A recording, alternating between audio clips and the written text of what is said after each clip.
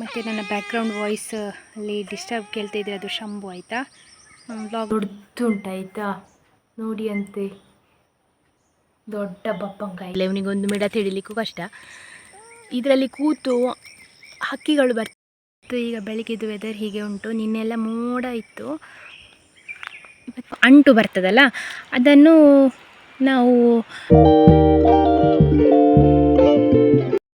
Hi ಎಲ್ರಿಗೂ ಸಹ good morning, welcome to my new vlog. ಎಲ್ಲರೂ ಹೇಗಿದ್ದೀರಾ? ಎಲ್ಲರೂ ಆರಾಮ ಸೌಖ್ಯ ಅಂತ ಅಂದ್ಕೊಳ್ತಿದ್ದೇನೆ. ಹಾಗೆ ನನ್ನ ಚಾನಲನ್ನು ನೀವು ಮೊದಲ ಸರಿ ನೋಡ್ತಿದ್ದೀರಾ ಅಂದರೆ ಪ್ಲೀಸ್ ಸಬ್ಸ್ಕ್ರೈಬ್ ಮಾಡಿ, ಎಲ್ಲರೂ ಬೆಲ್ಲೈಕನ್ ಒತ್ತಿ, ಹಾಗೆ ನಿಮ್ಮ ಫ್ಯಾಮಿಲಿ ಫ್ರೆಂಡ್ಸ್ ಒಟ್ಟಿಗೆ ಶೇರ್ ಮಾಡೋದನ್ನು ಕೂಡ ಮರಿಬೇಡಿ. ಇವತ್ತಿನ ವ್ಲಾಗ್ ಸ್ಟಾರ್ಟ್ ಮಾಡುವ, ಲೆಟ್ಸ್ ಗೋ. ನಾವು ಮೊನ್ನೆ ಮದುವೆಗೆ ಹೋಗಿದ್ವಲ್ಲ ಪೂಜಕ್ಕ ಅಂಥೇಳಿ, ಅವರ ಮನೆಯಿಂದ ಗಿಡ ತಂದದ್ದಾಯಿತಾ. ಇದರಲ್ಲಿ ಜಂಗೆ ಹೂ ಆಗ್ತಾ ಇರ್ತದೆ. ಮತ್ತು ನನ್ನ ಬ್ಯಾಕ್ಗ್ರೌಂಡ್ ವಾಯ್ಸ್ ಅಲ್ಲಿ ಡಿಸ್ಟರ್ಬ್ ಕೇಳ್ತಾ ಇದ್ರೆ ಅದು ಶಂಭು ಆಯಿತಾ.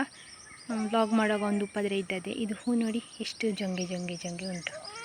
ಏನಂದರೆ ಅದರದ್ದು ಗಿಡ ಹೂವಾದಾಗೆ ಅದರದ್ದು ಎಲ್ಲ ಒಣಗಿ ಹೋದ್ಮೇಲೆ ಪುನಃ ಕಟ್ ಮಾಡಬೇಕು. ಒಳ್ಳೆ ಚಿಗುರು ಬಂದು ಈ ಥರದ್ದು ಹೂ ಆಗ್ತದೆ. ಇದರಲ್ಲಿ ಗೊಂಚಲು ಹೂ ಆಗ್ತದೆ. ಶಂಭು ನೋಡಿ, ಪರಿಮಳ ನೋಡಿ ಹೇಗುಂಟು. ಈಗ ಬೆಳಗ್ಗೆದು ವೆದರ್ ಹೀಗೆ ಉಂಟು. ನಿನ್ನೆಲ್ಲ ಮೋಡ ಇತ್ತು. ಇವತ್ತಿಂದ ಸ್ವಲ್ಪ ಬಿಸಿಲು ಬರಲಿಕ್ಕೆ ಶುರುವಾಗಿದೆ. ಆದರೂ ಈಗ ಚಂಡಮಾರುತ, ಸೈಕ್ಲೋನ್ ಅಂತೆಲ್ಲ ಹೇಳ್ತಿದ್ದಾರಲ್ಲ ತಮಿಳ್ನಾಡಲ್ಲಿ, ಶ್ರೀಲಂಕಾದಲ್ಲೆಲ್ಲ, ಅದೇ ಸ್ವಲ್ಪ ಟ್ರಾನ್ಸ್ಫರ್ ಆಗಿದೆ ಅಂತ ಹೇಳ್ತಾರೆ. ಈಚೆಗೆ ಗೊತ್ತಿಲ್ಲ. ಸಂಜೆ ಆಗುವ ಮೋಡ ಬರ್ತದೆ. ಆದರೆ ಅಷ್ಟು ಜೋರು ಮಳೆ ಅಂತ ಇಲ್ಲಿ ತನಕ ಬರಲಿಲ್ಲ ನಮಗೆ. ಸುಳ್ಯದ ಸೈಡೆಲ್ಲ ಜೋರು ಮಳೆ ಅಂತ ಮೊನ್ನೆ ಹೇಳ್ತಾ ಇದ್ರು ನ್ಯೂಸಲ್ಲಿ. ಹಾಗೆ ಮತ್ತು ಕೆಲವ್ರದ್ದು ಸ್ಟೇಟಸಲ್ಲಿ ಮಳೆ ಇರ್ತದಲ್ಲ, ಗೊತ್ತಾಗ್ತದಾಗ. ಮೊನ್ನೆ ಯಾರೋ ನಂದಿಯನ್ನು ಕಮೆಂಟಲ್ಲಿ ಕೇಳಿದ್ರಿ, ನಂದಿಯನ್ನು ತಂದದ್ದ ಅಂತ ಹೇಳಿ. ಇಲ್ಲ, ಅವ್ನು ನಮ್ಮ ಮನೆಯಲ್ಲೇ ಹುಟ್ಟಿದ್ದು. ಶಂಭು ಮತ್ತು ಅವನು ಒಟ್ಟಿಗೆ ಹುಟ್ಟಿದ್ದು. ಈಗದ ಕಜ್ಜೋ ಇದ್ದಾನಲ್ಲ, ಅವನದು ಅಣ್ಣನವರು ಇಬ್ಬರು ಕೂಡ ಸೀನಿಯರ್ಸ್. ಹಾಗೆ ಅದರಲ್ಲಿ ಒಂದಲ್ಲಿ ಎಂಥ ಸ್ಪೆಷಾಲಿಟಿ ಉಂಟು ನನಗೆ ಗೊತ್ತಿಲ್ಲ. ನಿಮಗೆ ಅವನು ತಂದಾಗೆ ಅನ್ನಿಸ್ತಾನೆ ಅಂತ, ಬಿಳಿದ್ದಾನೆ ಅಂತ ಹೇಳಿ ಅಂತ ಅಂದ್ಕೊಳ್ತೇನೆ. ಅದು ಈಗದ್ದು ಬಿಳಿ, ಇವನೇ ಒಬ್ಬನೇ ಬಿಳಿ ಇರೋದು ಇವನ ಮೈಯಲ್ಲಿ, ಬೇರೆ ಯಾರಿಗೆ ಸಹ ಇಲ್ಲ. ಅವನೊಂದು ಸ್ವಲ್ಪ ಸ್ಪೆಷಲ್ ನಮ್ಮ ಮನೆಯಲ್ಲಿ, ಬಿಳಿ ಕಲರಿಂದ. ಮತ್ತು ಸ್ವಲ್ಪ ಸೇಲ ಸಹ ಜಾಸ್ತಿ ಇವನಿಗೆ. ಇದ್ದಾರೆ ಅಲ್ಲಿ. ನಮಗೆ ಅಲ್ಲಿಯ ಜಾಗ ಸಿಕ್ಕಿದ್ದು ಕೂರ್ಲಿಕ್ಕೆ. ಶಂಭು ಇವರು ಉಂಟಲ್ಲ, ಒಳ್ಳೆ ಪ್ಲ್ಯಾನ್ ಮಾಡೋದು. ಇವನು ಹಿಡಿಯೋದಿಲ್ಲ, ಬರೀ ಪೆದ್ದ ಇವ, ಹಿಡಿಲಿಕ್ಕೆಲ್ಲ ಗೊತ್ತೇ ಆಗೋದಿಲ್ಲ ಇವನಿಗೊಂದು ಮಿಡ ಹಿಡಿಲಿಕ್ಕೂ ಕಷ್ಟ. ಇದರಲ್ಲಿ ಕೂತು ಹಕ್ಕಿಗಳು ಬರ್ತದಲ್ಲ ಚಿಕ್ಕದು, ಅದನ್ನು ಹಿಡಿತಾರೆ. ಅಂದರೆ ಥಪ್ಪಿ ಮತ್ತು ಜೂನಿ ಎಲ್ಲ ಹಿಡಿತಾರೆ. ಇವರಿಗಿನ್ನೂ ಅದು ಅಭ್ಯಾಸ ಆಗಲಿಲ್ಲ. ಆಟಾಡಲಿಕ್ಕೆ ಹತ್ತಿದ್ದು ಚುಬ್ಬಣ್ಣ. ಓಯ್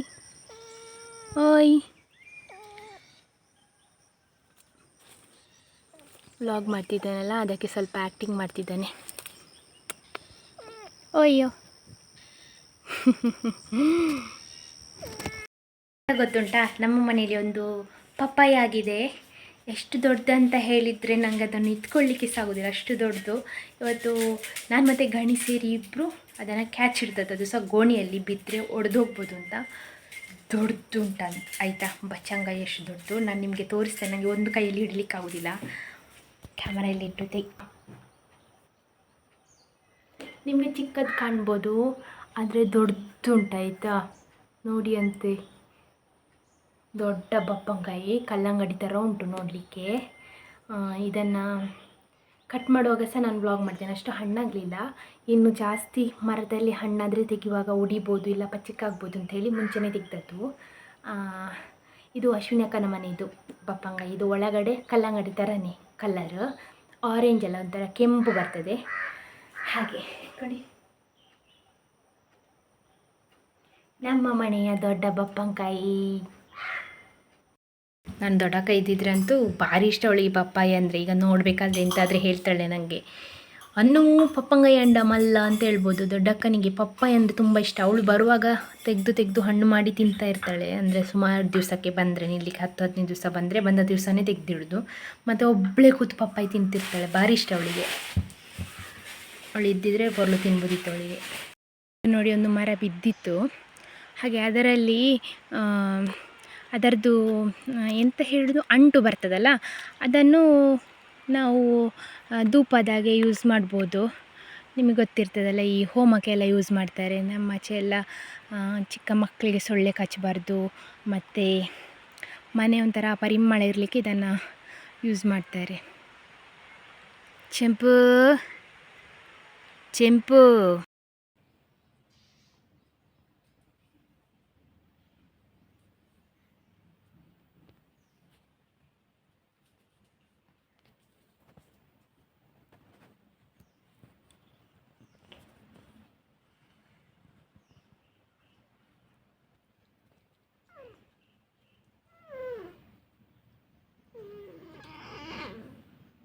ಬೈಯುದಮ್ಮ, ಆದರೂ ಅವನಿಗೆ ಉಪದ್ರ ಮಾಡಬೇಕು. ಬೇರೆ ಕಂಪನಿ ಇಲ್ಲಲ್ಲ ಆಟಾಡಲಿಕ್ಕೆ, ಬೈತಾ ಇರ್ತಾಳೆ.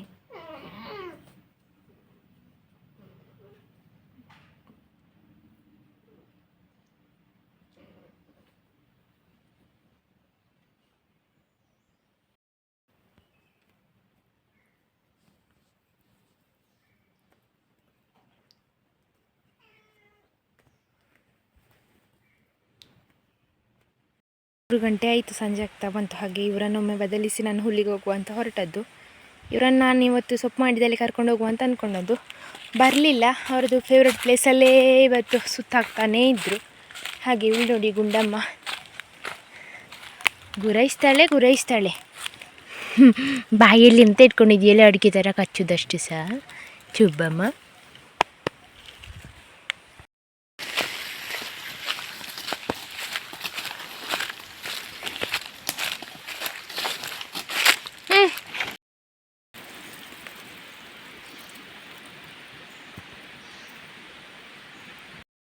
ಕಣ್ಣಿ ಕ್ಲೀನ್ ಮಾಡಲಿಕ್ಕಿತ್ತು ಅಂತ ಹೇಳಿದ್ದಲ್ಲ, ಇದೆ ಅಲ್ಲಿ ನೋಡಿ ಸ್ವಲ್ಪ ನೀರು ಕಾಣ್ತಾ ಉಂಟಲ್ಲ, ಅಲ್ಲಿಂದ ನೀರು ಸ್ಟಾಕ್ ಆಗಿನ್ನು ತೋಟಕ್ಕೆ ಬರೋದು.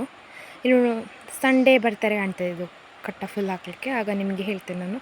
ಇದು ಮಳೆಗಾಲದಲ್ಲಿ ಸಹ ಇದರಿಂದ ನೀರು ಪಾಸ್ ಆಗೋದ್ರಿಂದ ಮಳೆಗಾಲದಲ್ಲಿ ಬರುವಂಥ ಕೆಸರೆಲ್ಲ ಕೂಡ ಇದರಲ್ಲಿ ಸ್ಟಾಕ್ ಆಗಿತ್ತು. ಅದನ್ನು ಅಪ್ಪನಿಗೊಬ್ಬರಿಗೆ ನಮಗೆ ಮಾಡಲಿಕ್ಕೆ ಆಗೋದಿಲ್ಲ ಅಂಥೇಳಿ ಒಂದು ಸ್ವಲ್ಪ ಜನರನ್ನು ಬರಲಿಕ್ಕೆ ಹೇಳಿ ಕ್ಲೀನ್ ಮಾಡಿಸಿದ್ದು. ಇಲ್ಲಿಂದ ಆಗಿ ಹೀಗೆ ನೋಡಿ ಅಂತೆ, ಇದು ಕಣಿ ನಮ್ಮ ತೋಟದ ಮಧ್ಯೆ.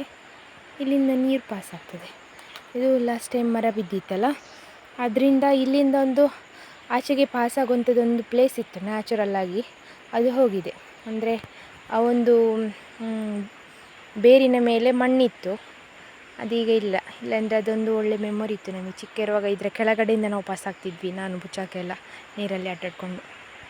ದನಗಳನ್ನು ಬದಲಿಸಿ ನಾನು ಆಚೆ ಸೈಡಿಂದಾಗಿ ಪಂಪೆಲ್ಲ ನಿಲ್ಲಿಸಿ ತೋಟಕ್ಕೆ ಬಂದೆ.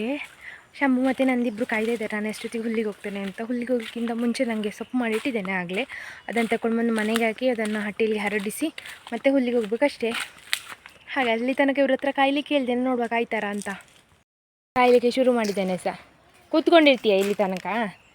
ಅಲ್ಲಿ ತನಕ ಕೂತ್ಕೊಂಡಿರು, ಬರ್ತೇನೆ. ಶಂಪು ಕೆಂಪು ಒಂದು ದಿವಸ ಬಂದು ಅವನಿಗೆ ಕಂಪನಿ ಕೊಡಲಿಕ್ಕೆ ಕೂತ್ಕೊಂಡಿರಾಯ್ತಾ? ಬರ್ತೀನಿ ಈಗ. ಇವನಿಗೆ ಆಟಾಡಲಿಕ್ಕೆ ಯಾರಿಲ್ಲ. ನಾನಿಲ್ಲಿ ಕಿಚನಿಗೆ ಬಂದಿದ್ದೆ. ಇಲ್ಲೇ ಕೂತ್ಕೊಳ್ಳೋದಾಯ್ತಾ. ನಾನು ಐರನ್ ಹಾಕಲಿಕ್ಕೆ ಇವರಿಗೆ ಇದೊಂದು ಬೆಡ್ಶೀಟ್ ಇಟ್ಟಿಟ್ಟಿದ್ದೇನೆ.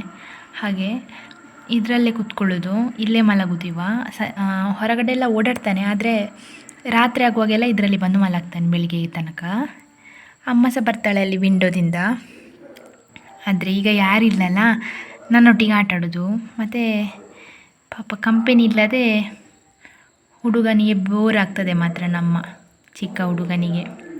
ಹೀಗೆ ಮಾಡ್ತಾ ಇದ್ದೇನೆ ಆಗದಿಂದ. ಎಷ್ಟು ಕಚ್ಚಲಿಕ್ಕೆ ಆಗ್ತದೆ ಅಷ್ಟು ಕಚ್ಚುವ ಅಂತ. ಚುಬ್ಬಣ, ಇದಾಗುವಂಥದ್ದೇ ಇವತ್ತು. ಮತ್ತು ನನ್ನ ಹತ್ತಿರ ಬಂದು ಕೂತ್ಕೊಳ್ಳೋದು. ಈಗ ಅವನ ಅಮ್ಮನೊಟ್ಟಿಗೆ ಆಟಾಡುವಾಗ, ಅಣ್ಣನವರೊಟ್ಟಿಗೆ ಆಟಾಡುವಾಗ ನಾನು ಹೋದರೆ ನನ್ನ ಹತ್ರ ಬರೋದಿಲ್ಲ. ಯಾರಿಲ್ಲದಾಗ ನಾನು ಬೇಕು. ಚುಬ್ಬಿ.